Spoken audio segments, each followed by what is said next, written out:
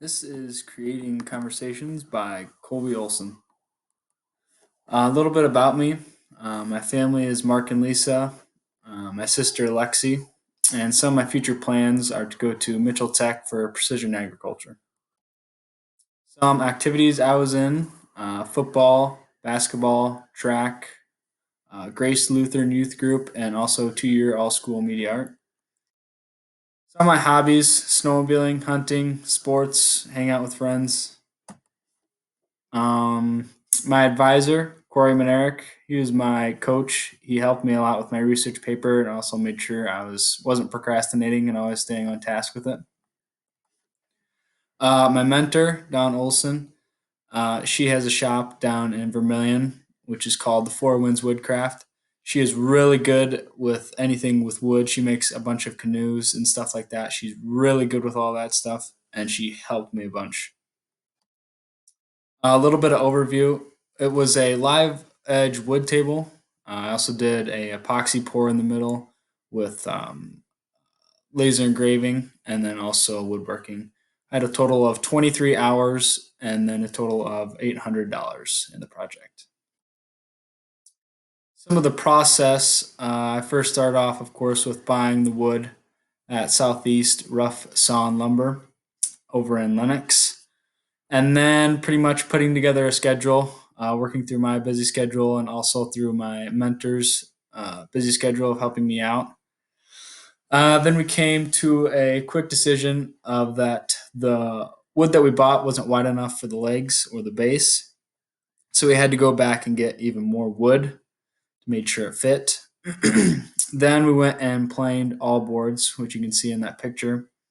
Made sure they're all smooth and lined up and everything. Then, after lining them up and planing all the boards, we drilled dowels. Dowels are little pegs that you put into the board to make sure they all stick together and make sure it tightens up and it all just comes together really good. We then put those in with a lot of glue and made sure it all stuck together. You have to make sure it stays there for a while and all the glue dries. So then, once it all dried and it was all put together, we sent it to From the Farm Wood Creations in Viborg to get it laser engraved. I laser engraved my dad's logo in there for his business and also the Pioneer sign in there too. We then drilled more dowels after that and put on the live edge, which made it look a lot better.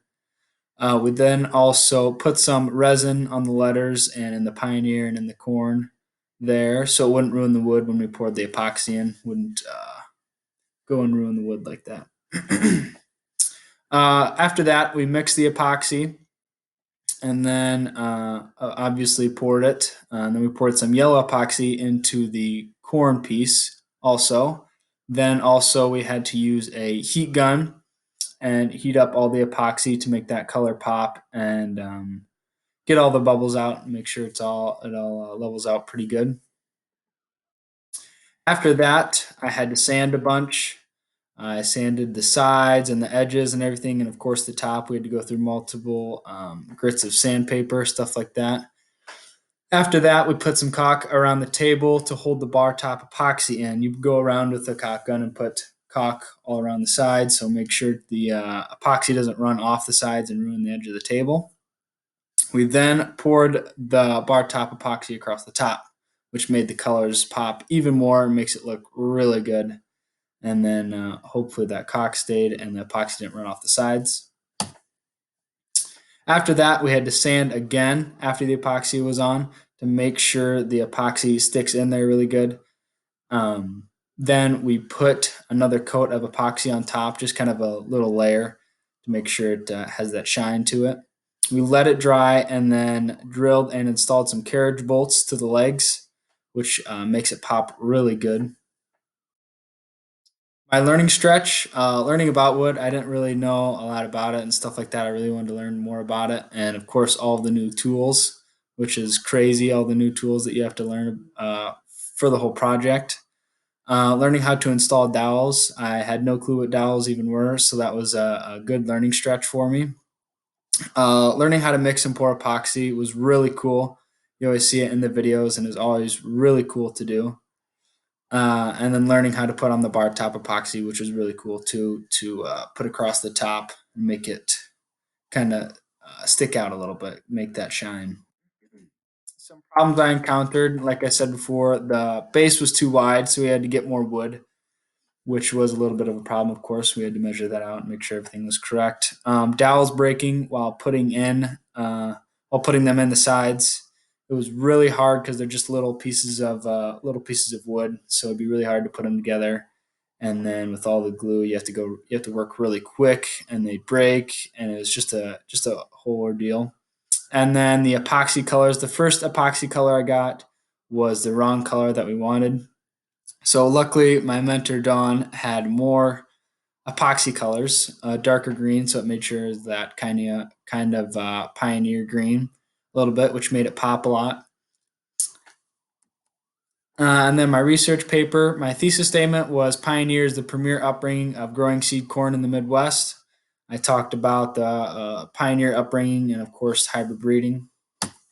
Some thank yous obviously goes out to my parents. They helped me a bunch because I procrastinated a bunch. They always kept me on schedule and made sure I was doing all the right things.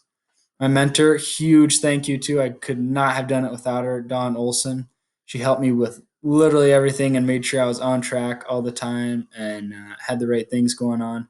And just she was a really big help. My advisor, Corey Monerick, for grading my research paper and also keeping me on task and not procrastinating, which was a big deal, of course. And then my teacher, Sarah Barnhart, who helped everyone. It was a really big help to everyone putting together their binders and their just about anything they needed questions on, stuff like that. And that's pretty much it.